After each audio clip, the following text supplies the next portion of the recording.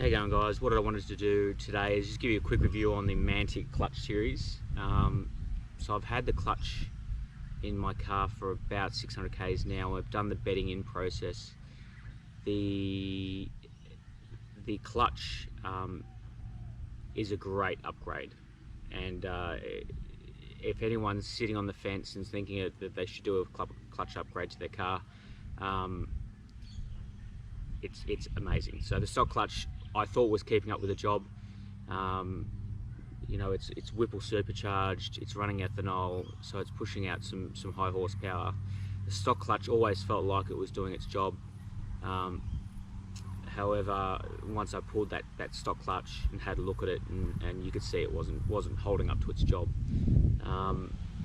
We installed the Mantic, and you can see plenty of Mantic install videos. I think Mustang Lifestyle does one.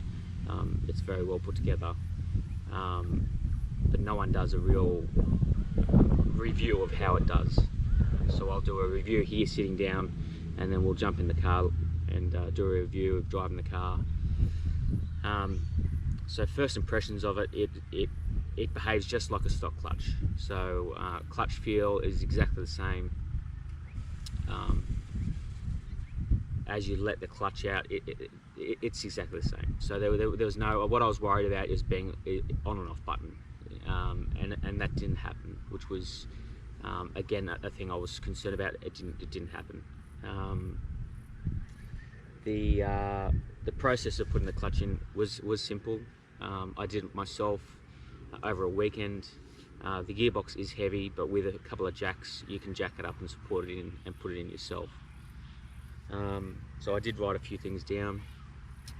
The reason I chose the Mantic clutch over McLeod or anything like that is Mantic is the only one that rates their clutches to a specific torque number. You know, horsepower's great, but torque is what's going through and driving the wheels. And this clutch is rated to I think 1010 foot-pound of torque, and I think currently we're at 700 foot-pound of torque. So we've got a long way to go before we get to any of those numbers. And some of the big horsepower cars are still nowhere near that figure in torque. So this clutch is going to survive any further upgrades.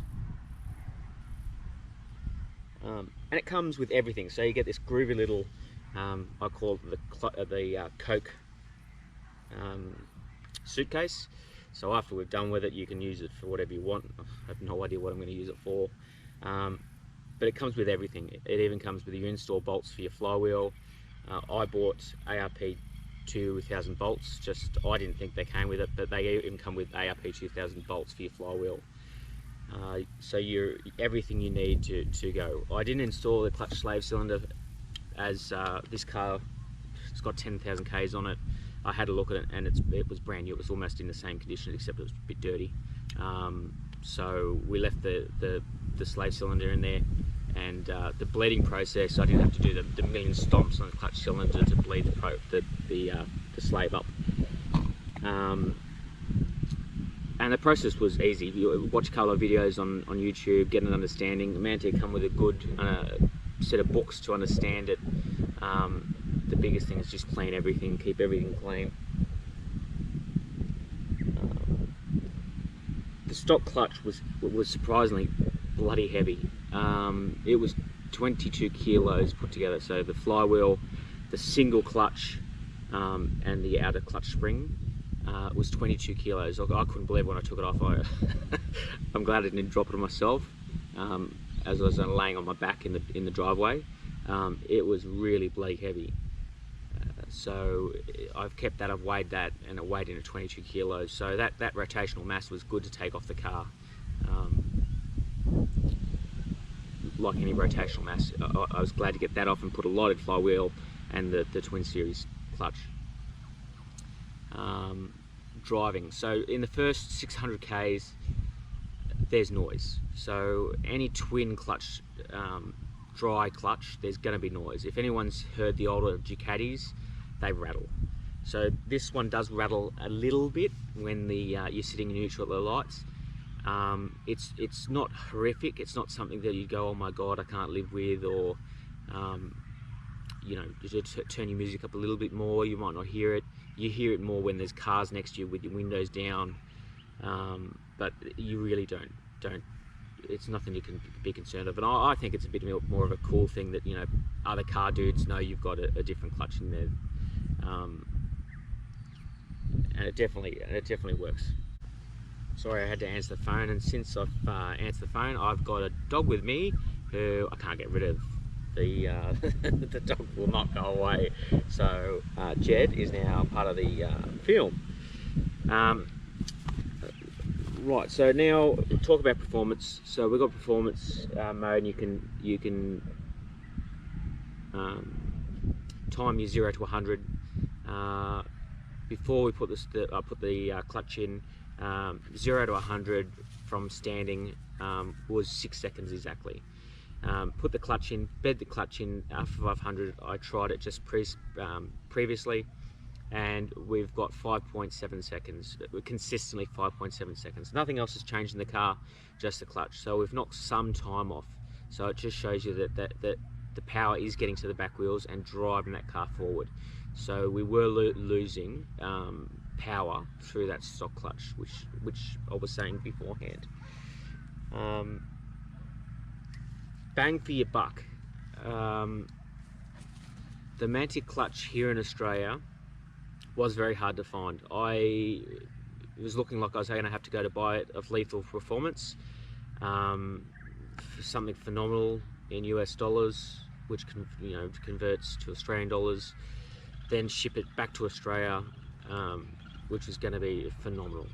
I found it here luckily for $2,000, so it's not an exactly cheap clutch or a cheap component. So I would say you would only need to do your clutch if you're starting to get creep up in the horsepower. Your stock clutch we were at 700 horsepower, and I believe it was doing a really good job. We went to ethanol, and I think at that stage it started to give up. So I think anything below 700 horsepower, the stock clutch is good enough. At 700 plus, I think it's time to start looking at a clutch. But you know, there's plenty of mods to do before you have to put a clutch in. Plenty. You know, I'm nitpicking now, having to put a clutch in. But now I've got the problem again of having to get that power to the wheels, because the wheels just keep spinning again. So what we'll do from here is we'll jump in the car, go for a drive, and I'll give you an idea of how the clutch performs in first gear. At times there's a bit of stuttering, however I'll show you that, and I think that's more driver than the clutch. How you going, everyone? Just going for a drive with the Mantic clutch, give you an idea of what's the go. Everything's gutted in the back. I've just come back from a track day, which was absolutely horrific. So there you go, you can get a bit of that idea of the shuttering in low gear. In first gear you get a bit of shudder just coming onto that kind of friction point. The rest of the gears, no problems. But at the track day I ended up snapping a supercharged belt, and then I overheated the car because the belt broke, and the belt then got stuck in the alternator, or then the alternator didn't work. It just all went bad. So lucky I carry a spare one with me, so I got the car back on the road, and so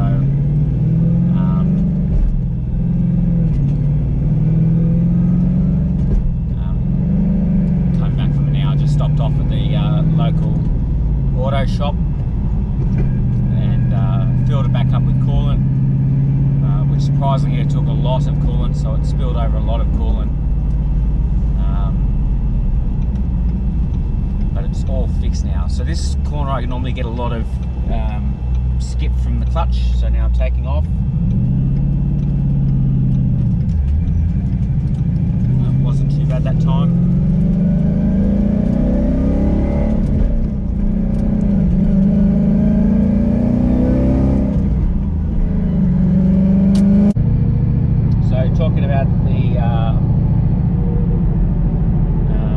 the clutch, no issues. It's not louder.